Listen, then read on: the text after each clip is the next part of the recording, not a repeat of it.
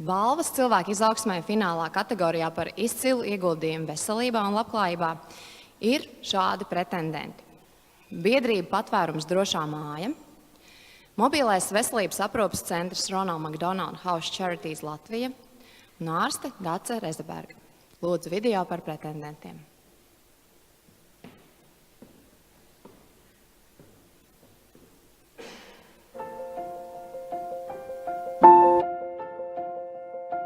Nevalstiskā organizācija Patvērums drošā māja ir dibināta 2007. gadā ar ļoti konkrētiem mērķiem. Tā ir palīdzība cilvēktirdzniecībā cietušajiem, tā ir palīdzība legāliem imigrantiem, tā skaitā bēgļiem un patvērumu meklētājiem. Ja mēs runājam par cilvēktirdzniecības upuriem, tad tie ir cilvēki, kuri lielākoties ir cietuši no dažādām cilvēktirdzniecības formām ārpus Latvijas. Līdz ar to mēs viņiem palīdzam atgriezties Latvijā un sākt dzīvi no jauna, jo tās ciešanas un tās krīzes, ar ko viņi ir izgājuši cauri, tās nav atrisināmas vienas dienas laikā. Ik viens stāsts, ik viens cilvēks, kurš ir nostājies uz kājām, ir liela laime, un ja viņš ir patstāvīgi aizējošs savā dzīvē, es domāju, ka tas ir viens no pozitīviem rezultātiem. Taču ļoti patīkami ir, ka, piemēram, sieviete, kura ir cietusi no cilvēku tirdzniecības, piemēram, seksuālās eksploatācijas izmantošanas, pēc daudziem gadiem stājās laulībā un aicina mūs, kā biedrības pārstāvis, būt klāt tādā svinīgā brīdī. Man liekas, ka neko vairāk arī speciālistam nevajag par milzīgo novērtējumu, bet kā reiz šī attieksme no klientiem, ka tu esi bijis viņiem svarīgs. Mēs noteikti turpināsim darīt to, ko mēs darām.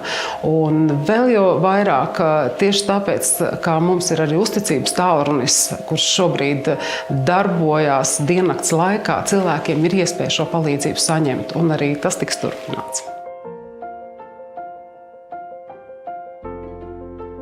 Mūsu organizācija Latvijā ir dibināta ar vienu mērķi – veicināt bērnu veselību un labklājību Latvijā. Un tas ir tas, ko kopš 2007. gada mēs arī darām.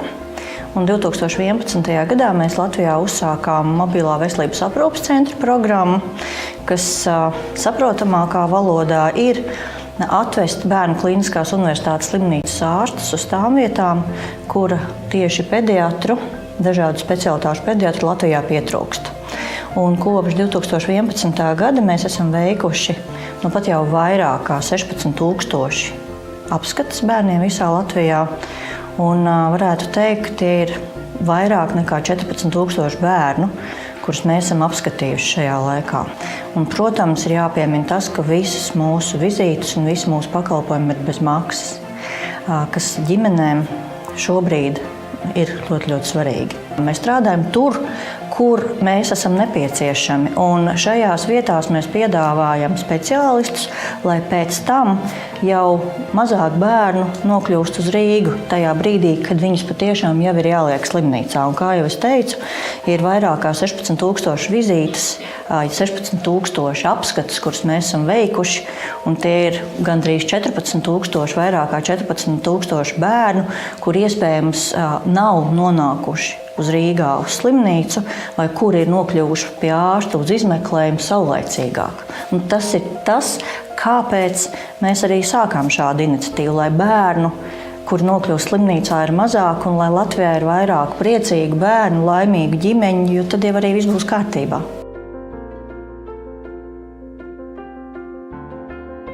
Man sabiedriskā darbība ir vērsta tieši uz sievietes mātes un bērnu veselības uzlabošanu. Tāpēc, ka man nav vienaldzīgi gan Latvijā šie rādītāji, kas raksturo šos veselības jomu, ir ļoti slikti salīdzinot ar rādītājiem Eiropā. Top dažādi normatīvie dokumenti, kuri tiek nepārtraukti uzlaboti, atjaunoti. Daudz strādāts pie dažādu veidu vadlīnijām, kas palīdz patiesībā vecmātēm, ārstiem, ginekologiem, ģimenes ārstiem. Man laikam ir bijuši ļoti labi pedagogi, kas man ir mācījuši. Patiesībā tie ir bijuši praktizējošie ārsti, kas ir mudinājuši no paša sākuma jau veikt varbūt mazliet vairāk nekā man pašai būtu gribējies, ja nekā man likās, kad es varu. Šķiet, ka process notiek lēni. Tad kaut ko sāc un gribas, ka notiktu ātri un tūlītās būtu rezultāts.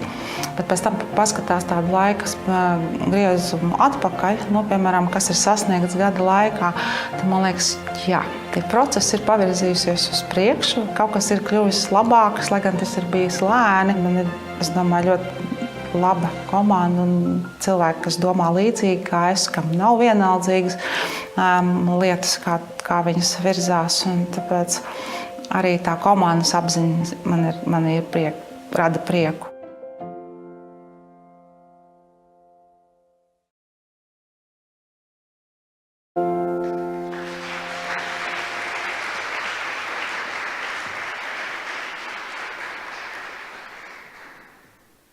Balvu kategorijā par izcilu ieguldījumu veselībā un labklājībā pasniedz Inna Steinbuka, Eiropas komisijas pārstāvniecības Latvijā vadītāja.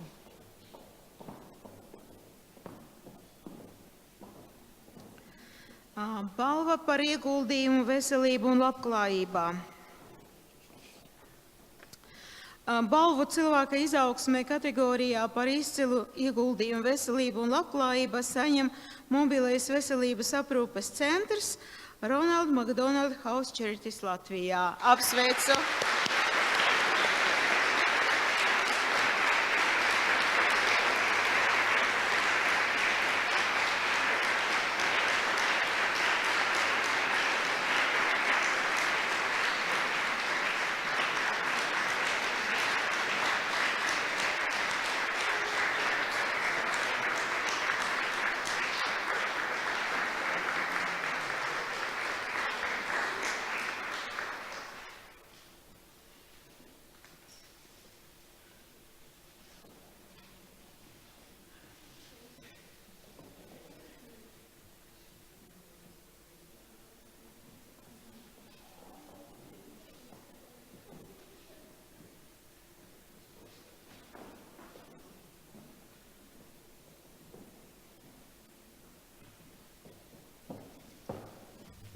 Labvakar!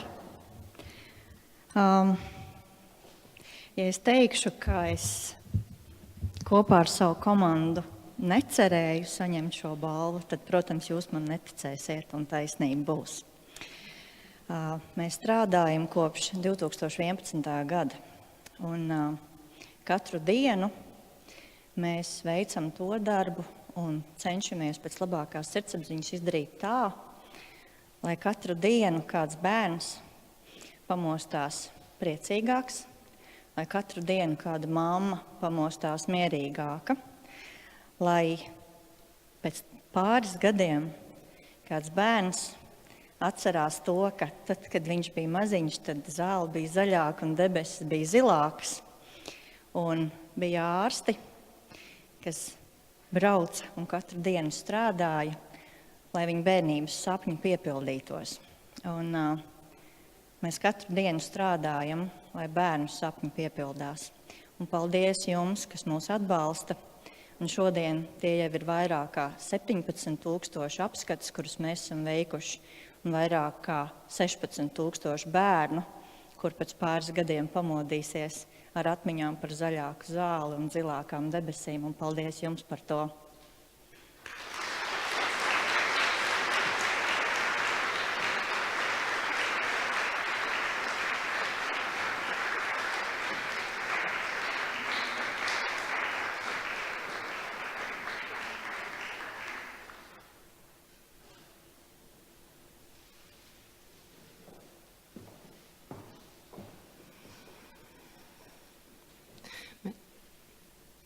Mēs vēlētos pateikties arī pārējiem balvai izvirzītiem pretendentiem un aicinām viņus saņemt goda rakstu un piemiņas velti.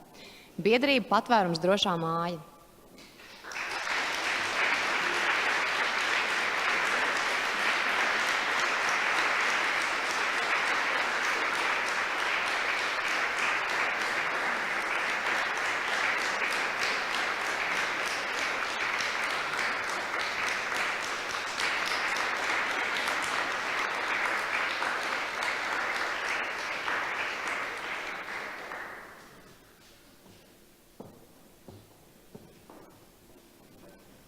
aicinām uz skatuves ārsti Daci Rezebergu.